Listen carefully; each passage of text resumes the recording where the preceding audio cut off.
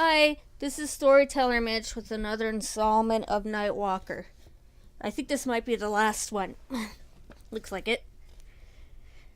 Dreamers. And then the dream of terror where all things are so frighteningly real, we stand off and look around us and ask ourselves, can such things really be? Despite her fears, she entered the house cautiously, stepping carefully in the darkness so as not to make a revealing noise. She stole into the darkened front hall, standing in the stillness, holding her breath. The house was in utter silence. The faces of the distilled clock stared down at her. She could hear only her own heart beating. A fearful dance of doom, she licked her dry lips and moved down to the hall. Something shone just ahead. On the floor, she halted. Barry's gun, the .38. She recognized it. Stooping, she picked it up, feeling its comfortable warmth and heft. She felt better now. A weapon was not to be sneezed at, to be considered silly or girlish or juvenile. Help! Help! Barry's voice came with pitiful faintness from somewhere above her. The study?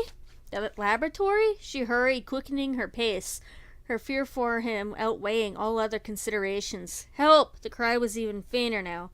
Irene ran, gaining the stairs and climbing rapidly. The gloom of the four walls surrounded her on all sides. She kept the pistol pointed directly before her, jutting out protectively. She had reached the landing, not knowing which way to turn in the darkness. Now came the unmistakable sounds of a pounding, like someone locked behind a closed door, trying to get out. The pounding came from the padlocked laboratory door. Irene walked toward it, very carefully this time. Help! Barry's cry was a moan now. Irene stopped in wonder. Tiny wisps and tendrils of smoke were curling out from beneath the steel door, as if it had in her dreams. It had an awful reality. The smoke was building and climbing slowly with that intensity which so clearly forebodes a terrible fire. The pounding had resumed, louder and more desperate. The house rang with the echoes, and Barry's voice came back too. Help! I'm burning! Burning! He set the fire to me! The voice stopped. The pounding ceased. For one awful second there was nothing. Then came the thud of something falling, like a body. Gasping, Irene hurled herself at the door, manipulating the latch. It wouldn't yield. Her eyes filled with tears. I can't open it, she shouted. Barry, do you hear me? I can't open it. There was no answer from behind the door, only smoke and silence. Barry, she yelled again. She pushed against the door, and abruptly it swung inward. She blinked and fell forward in amazement. A seething inferno of smoke swirled out toward her from the interior of the laboratory. There was a dim, luminous light of some kind behind it. Fire! She was still deathly afraid of fire, but Barry was helpless. Her Barry, and he needed her. She plunged deeper into the laboratories, dropping her purse, but holding on to her gun. Barry, where are you? It's me, Irene. The smoke billowed about her, blinding her, choking her, but there was no answer. She was lost in a blanket of fumes. Clang! The steel door had slammed shut behind her. Irene whirled, her heart sinking inside of her. Then she saw Howard. She saw him life-size, filling the room before her. The terrifying scarred face, the blank expression, the dark clothes. That and the hideous milk-white deadness of his unseeing eyes. He's coming toward her again, as he had so many times, his hands groping for her, his smile terrible. But this time, one hand held a long silver-handled dagger. It caught what little light there was and sent reflections flashing across her line of vision. Irene backed away until a terrible table rim cut her thighs and held her in check. Howard laughed, a dry metallic sound like the clanging of the door. The knife shot toward her. Irene shrieked and jumped to one side. She stumbled into the smoke, losing sight of him. Frantically, she didn't know which way to turn. A charred ceiling beam almost tripped her up. She fell behind it, panting, holding her mouth against the choking smoke. She had to hide even if she died in the smoke, even if tap, tap, tap. The sound of his cane. She shrank behind the timber. Then came a peculiar hissing noise. It built in intensity. Irene strove to see what was making the sound. It was beyond belief. One strangeness piled upon another. Magically, the smoke was dissipating. It broke and parted, giving itself up to nothingness as though it were evaporating in the thin air. The fumes were leaving too. Irene struggled erect. Howard was visible in the clearing room, standing at a long table by the wall. He was looking for her, waiting for her to clear completely. Irene braced herself for flight. He saw her first, in a room now suddenly devoid of all smoke. Irene gasped. "Howard!" His scarred face smiled horribly. The milk-white eyes shone dully. He was shaking his head strangely. "Howard is dead," the voice of Barry Moreland said. "He died in the explosion." Irene stared, her mind unable to cope with this new revelation. But it was a revelation. She watched in dumb awe as Howard came forward, holding the dagger in one hand and white cane in the other. The cane dropped, and one hand plucked the milky white pupil out. The dagger fell, and the other hand removed the other pupil. Live eyes shone out at her. Blue eyes. The hands were busy again. A hairpiece came away, and then a terrible long grip of makeup, simulating a monstrous scar, joined the make-believe rubbish on the floor. It was like some deadly game of now you see it, now you don't. Barely Moreland was looking at her, smiling coldly, his face still bearing the remnants of a hideous facsimile of Howard Trent's face. "Barry," he recoiled from him, "it wasn't an accident. You murdered him, and then took his place." She couldn't believe it. Dear God, why couldn't she wake up? It was another one of those damn realistic dreams of hers. But why, Barry? She tried to reason with her own insanity. For Howard's money? He made a will. "Leaving everything to you." Barry shook his head. "No, Irene. Blind men can't read. I wrote my name down as the beneficiary. He never knew the difference." The room was a weird place for a confessional. The windows and outlines of the wrecks and ruins littered the landscape. "That detective," Irene marveled.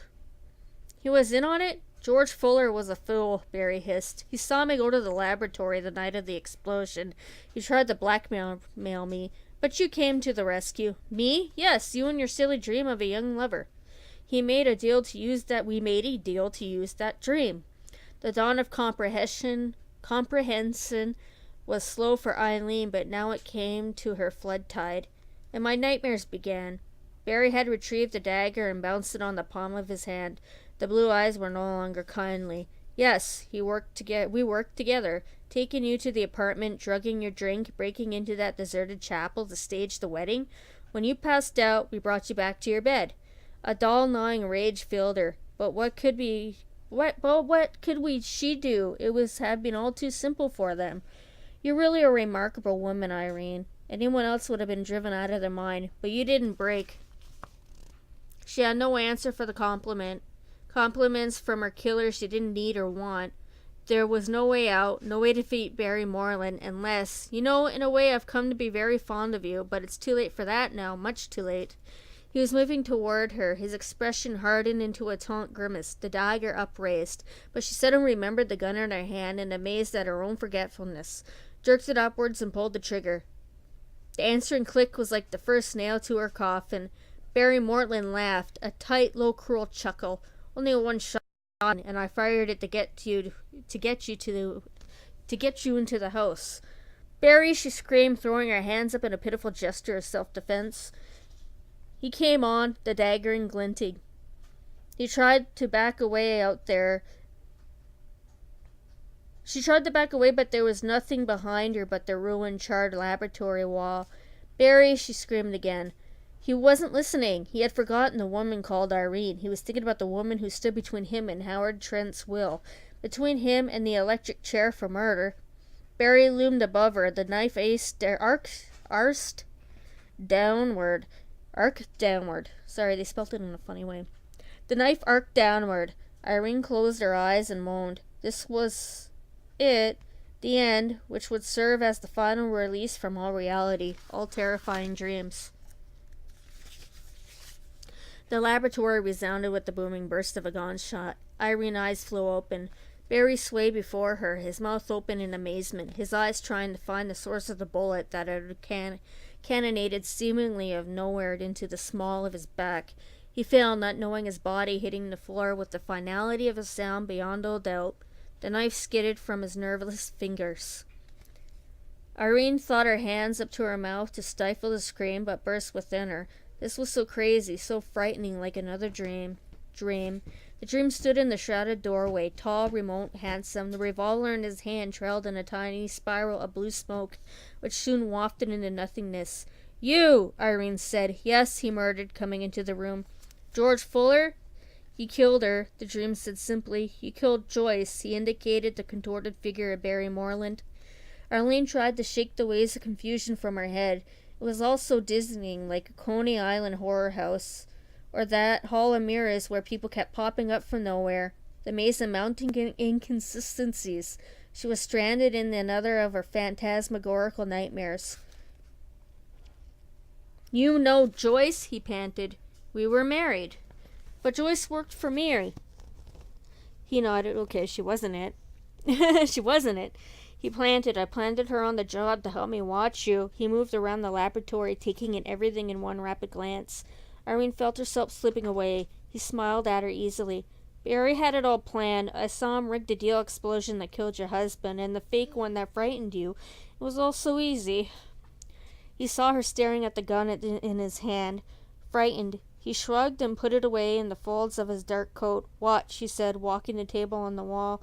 There was an open metal switch box in a cabinet above the table. Resting there was a large piece of rubber tuning which disappeared between the tabletop. The dream reached up and grasped one of the switches. You see, Barry had it all worked out. This switch controls the electric current. That's where the clocks went off and on. He worked the switch up and down. The lights went off and on, magically. Irene wasn't listening. She was taking advantage of his preoccupation with the switch box to edge toward the steel door and safety. The dream pulled the second switch. This controls the smoke. Smoke began to pour out of the hole in the table. It hissed and perked with a building roar. Irene was almost directly abreast of the dream now. Suddenly, he diverted the tube and sent a gush of smoke at her. It rushed her, enveloping her face. It made her choke, gag, and cough. The tears sprang into her eyes. She fell back, all thoughts of escape gone. Playfully but with purpose, the dream hosed her face full blast as he followed her. There was no game left now. He was forcing her inexorably back. The gaping hole in the center of the laboratory floor. This, Irene Trent told herself, is how the nightmare really ends. In a dark, dirty hole far below the world that walked on the surface of the earth. Pleasant dreams. Such things can not only be, but they are. And in the dream world, there is no such thing as the impossible, the can't be, or the never land. The hole yawned greedily behind her, deep, enormous, like some vast fissure in a mountain, a canyon of death. She halted at the very rim of the hole, not daring to utter a sound, refusing to even sigh, as though the slightest stirring of her body would prepare her into the pit. The dream lowered the rubber hose. His eyes mocked her, yet his voice was almost kindly, soft and even gentle.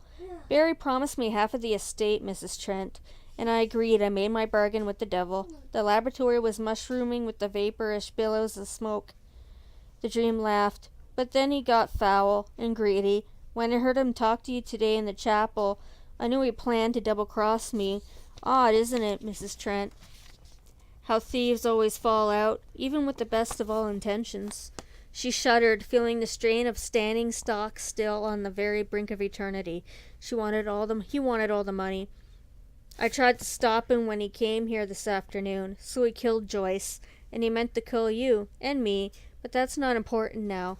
The important thing is what do I do with you? He had raised the hose again, aiming at her like a gun. Irene retreated an inch, caught herself. The dream had advanced another step. There was no way out for her. The chasm waited. The whirls of the smoke eddied and spiraled from the nose of the rubber tube. The air was getting unbearably warm again. I never planned the murder, but now there's no choice. Tonight there will be another fire here. Nothing will remain. To the world at large, Mrs. Irene Trent, bereaved and inconsolable over the death of her beloved husband, Howard Trent returned to his house and somehow accidentally started another fire. No, no! Was that her choked whisper, almost a scream? Yes, Mrs. Trent, she said softly. There's no other way. The hose turned toward her, spurting a hissing snake of smoke. Irene cried out. The dream had to come around Barry Moreland. The lawyer was sprawled across the littered floor, his outstretched arms seeming to reach across the room. Irene flung one last look at Barry, her mind reeling with the twists and turns of the situation. She had looked at him pleadingly, as if Barry could help her. She saw Barry Moreland open his eyes. It was incredible, but his eyes opened weakly, then ignited with a blazing hatred as she saw the trousered legs of the dream, stepping past him. The dream saw Irene's face, recognized some secret danger, and glanced down quickly. His face contorted in a snarl as he saw Barry Moreland's arms shoot out with a sudden animation, clawing for his legs. The rest was violence and more nightmare.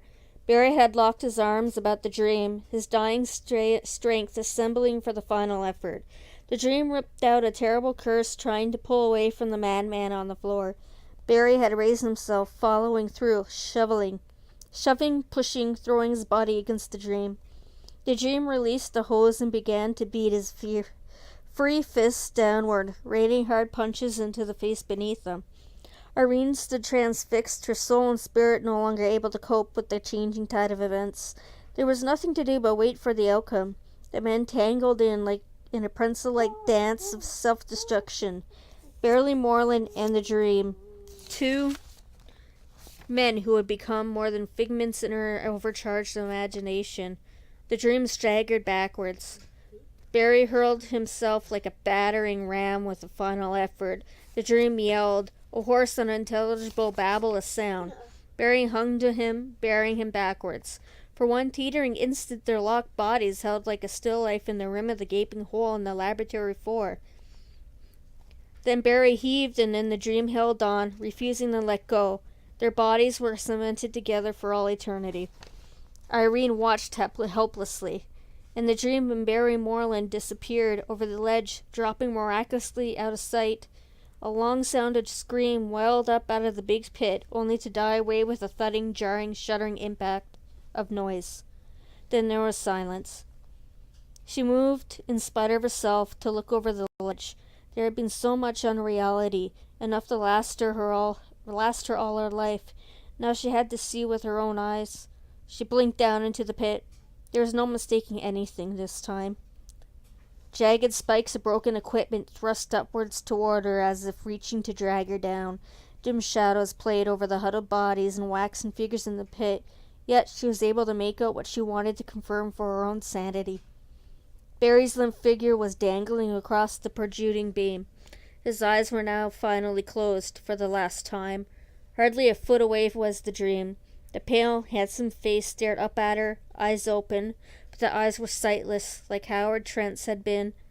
The sharp metal spike of something poked from his chest like a blade of a scimitar.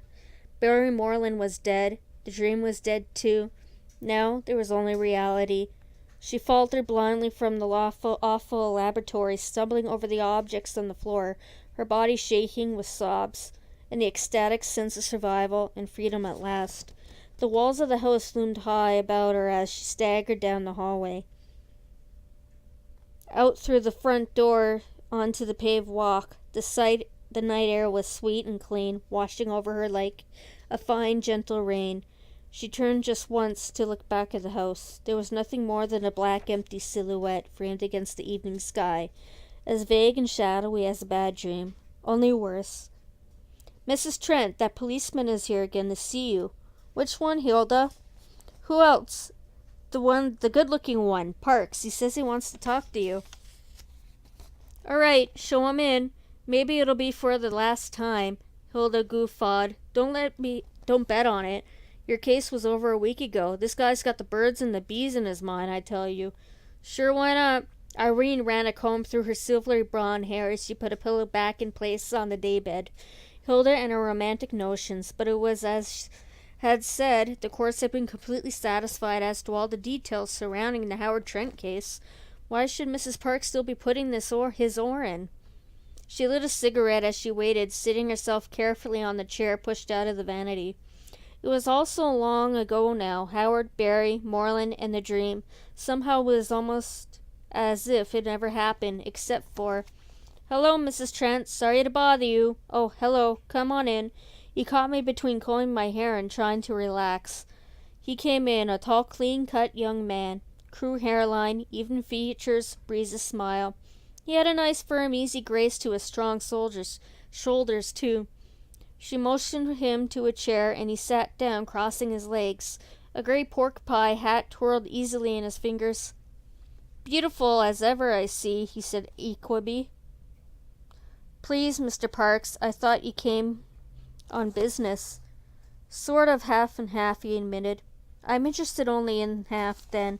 He sighed. "This isn't the way it happens in the movies." "Okay, here it is, Here it is, Miss Business Lady. Sorry. Here it is, Miss Business Lady. The department has been investigating the background of George Fuller." George Fuller, the dream. Why did the name rouse a pang in her breast? "Go on." "Well, it seems he was quite an unorthodox detective. Fact is, we've come up with a drawer full of malpractices. We traced him back to 47 when he was dishonorably discharged from the army."